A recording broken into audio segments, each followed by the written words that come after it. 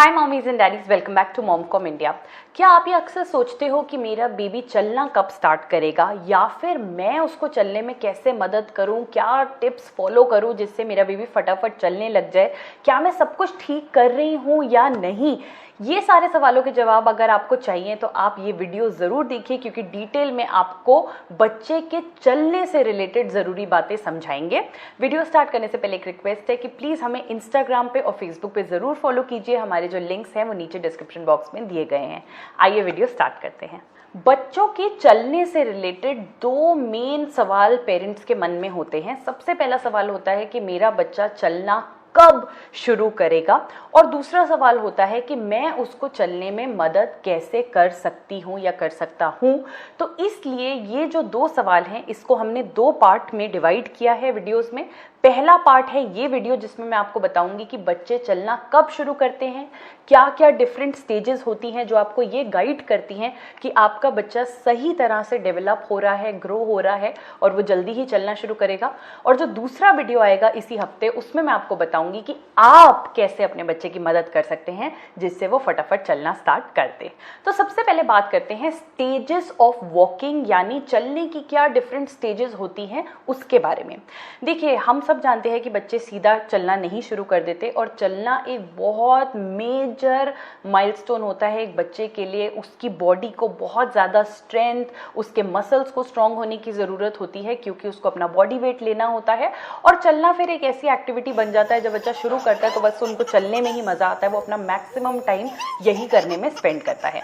Typically अगर आप doctor से बात करेंगे, वो आपको बताएंगे कि बच्चे 10 महीने से 16 महीने के बीच में चलना कभी भी स्टार्ट कर देते हैं, बट उससे पहले वो आपको काफ़ी ऐसे साइंस देते हैं जिससे आपको पता चलेगा कि वो चलने के लिए तैयार हो रहे हैं।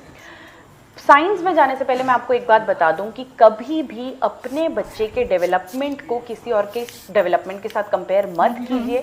उसका बच्चा 10 महीने में चल रहा है, मेरा बच्चा 14 महीने हो गए, अभी तक नहीं चल रहा है, इस सब से कोई फ़र्क नहीं पड़ता। हर बच्चे की डेवलपमेंट माइलस्टोन अलग होता है। एक जनरल गाइडलाइन इतनी लंबी इसीलिए बनाई गई है 10 महीने से 16 महीने, क्योंकि डॉक्टर्स भी या मेडिकल साइंस भी ये अग्री करती है कि हर बच्चे की ग्रोथ अलग है, और इतना लंबा पीरियड एब्सोल्युटली फेयर है, इसके होने से कोई फर्क नहीं पड़ जाएगा। अब बात करते हैं स्टेजेस। सबसे पहली जो स्टेज होती है वो होती है रोल ओवर। तो आप देखेंगे कि बच्चा 3 से 4 महीने के आसपास पलटी मारना शुरू कर देता है। ये भी उसकी बॉडी का एक ग्रोथ, एक डेवलपमेंट है जो उसको फ्यूचर में वॉकिंग के लिए प्रिपेयर कर रहा है। रोल ओवर बच्चे को कैसे कराएं, उसके लिए काफ़ी सारे टिप्स यूट्यूब पे अवेलेबल हैं। रोल ओवर कराने के लिए एक चीज़ जो बहुत हेल्प करती है वो है टमी टाइम, जिस पे हमने एक डिटेल वीडियो किया है, आप वो जाके देख सकते हैं। बच्चे को प्ले मैट पे रखना, बच्चे को ऐसे टॉयज देना जिससे कि वो उनको पकड़ने की कोशिश करे, या बच्चे के साथ ऐसी एक्टिविटीज़ करना जो उसको एनकरेज करे रोल ओवर करने के लिए, इससे बच्चा रोल ओवर जो है वो फटाफट करना स्टार्ट कर देता है। दूसरी जो स्टेज होती है वो होती है सिट अप, यानी बच्चे का बैठना। अब बच्चे नॉर्मली 6 से 7 महीने के बीच में आप देखोगे कि वो बिना सपोर्ट के बैठना शुरू कर देते हैं। ये भी एक बड़ा मेजर डेवलपमेंट होता है उनके लेटने के दिनों से उनके बैठने के दिनों तक, जहां अब वो बैठ के देख पा रहे हैं कि उनके आसपास क्या चीज़ें हैं, कैसे हैं, और उनका जो पूरा इंटरेस्ट है उन चीज़ों की तरफ जाने का वो बढ़ने लग जाता है। तो बैठना जो है वो सेकेंड बड़ी डेवलपमेंट है। तीसरा स्टेज जो होता है वो होता है क्रॉलिंग, यानी बच्चे का रिड़ना, जिसे हिंदी में बोलते हैं। ये आप किसी भी टाइम में 8 से 10 महीने के बीच में देखोगे कि बच्चा क्रॉल करना शुरू कर देता है। अब मैं आपको साथ में ये भी बता दूं कि काफ़ी बच्चे होते हैं जो क्रॉल करते ही नहीं है और इस स्टेज को स्किप करके सीधा आगे की स्टेज पे पहुंच जाते हैं। ये भी बहुत नॉर्मल है, ऐसा ज़रूरी नहीं है कि ये स्टेजेस इसी ऑर्डर में आप अपने बच्चे के साथ देखोगे, तो इट्स एब्सोल्युटली नॉर्मल। तो बच्चा क्रॉल करना शुरू करता है, जिसमें भी ये जो स्टिमुलेटिंग टॉयज होते हैं कि आपने बच्चे को मैट पे रखा हुआ है, उसके आसपास कुछ ऐसी चीजें रख दी जिसको वो पकड़ने की कोशिश कर रहा है, डांसिंग डक रख दिया या कोई ऐसे उसके फेवरेट टॉयज, ये सब बच्चे को काफी एनकरेज करते हैं। अगली जो स्टेज होती है वो होता है पुल अप, यानी किसी चीज को पकड़ के बच्चा खड़े होने की कोशिश कर रहा है। आप कई बार देखोगे बच्चा चीजें पकड़ता है, खड़े होने की कोशिश करता है, गिर जाता है, फिर ऐसा वो बार बार कर रहा है, उसे बड़ा इंटरेस्ट भी आ रहा है।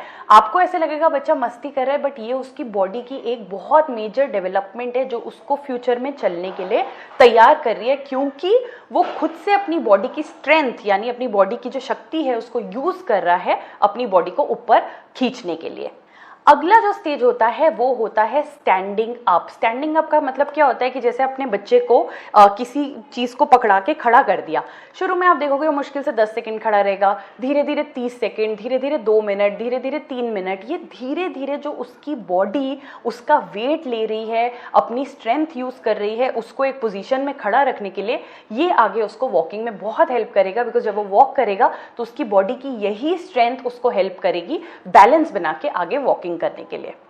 अगला जो स्टेज होता है वो है क्रूजिंग। क्रूजिंग क्या होता है कि बच्चा एक जगह टेबल पकड़ के खड़ा है और उसके बाद वो उसी टेबल को पकड़ पकड़ के राइट लेफ्ट या आगे पीछे मूव कर रहा है, इसको बोला जाता है क्रूजिंग। डॉक्टर्स के पास जब आप जाएं और आप पूछते हैं कि मेरा बच्चा अभी 1 साल का हो गया, वो अभी तक चल नहीं रहा है, तो डॉक्टर आपसे पूछते हैं कि क्या वो क्रूज कर रहा है, क्या वो खड़ा हो पा रहा है। अगर ये सब चीजें ठीक चल रही हैं तो बहुत ही जल्द आपका बच्चा चलने को तैयार हो जाता है, वरी करने की बात नहीं होती। जो क्रूजिंग की स्टेज आती है वो अप्रोक्सीमेटली 11 महीने से 1 साल के बीच में आप देखोगे आ जाती है। और बस जहां बच्चा धीरे धीरे क्रूजिंग करने लग जाता है और खड़ा होने लग जाता है, उसके बाद सिर्फ कुछ टाइम की बात है, कुछ एनकरेजमेंट की बात है, कुछ सही टिप्स फॉलो करने की बात है, जहां आप देखोगे कि आपका बच्चा अपने फर्स्ट इंडिपेंडेंट स्टेप्स लेने के लिए तैयार हो जाता है। 12 से 16 महीने के बीच में आप देखोगे कि वो वॉक करना शुरू कर देता है और धीरे धीरे वो फुर्ती से भागना शुरू कर देता है और फाइनली वो अपनी मेजर माइलस्टोन ऑफ वॉकिंग तक पहुंच जाता है। तो ये जो सारी चीजें मैंने आपको बताई, ये डिफरेंट स्टेजेस हैं जो एज अ पेरेंट आपको ये बताएंगी कि मुझे किस स्टेज पे किस चीज का ध्यान रखना है, जो मुझे ये समझाए कि मुझे कोई घबराने की बात नहीं है। इवेंचुअली अगर ये सब ठीक हो रहा है तो मेरा बच्चा चलने भी लग जाएगा। काफी पेरेंट्स हैं जो सेलिब्रेट करते हैं कि मेरा बच्चा तो 10 महीने में ही चलने लग गया, बहुत अच्छी बात है, बट आप साथ में ये भी समझिए कि आप कभी भी किसी और के साथ इसको कंपेयर नहीं होने दीजिए, क्योंकि काफी बच्चे हैं जो 13 महीने, 14 महीने, 16 महीने और कुछ केसेस में 17 महीने में भी चलते हैं। तो वो पेरेंट्स काफी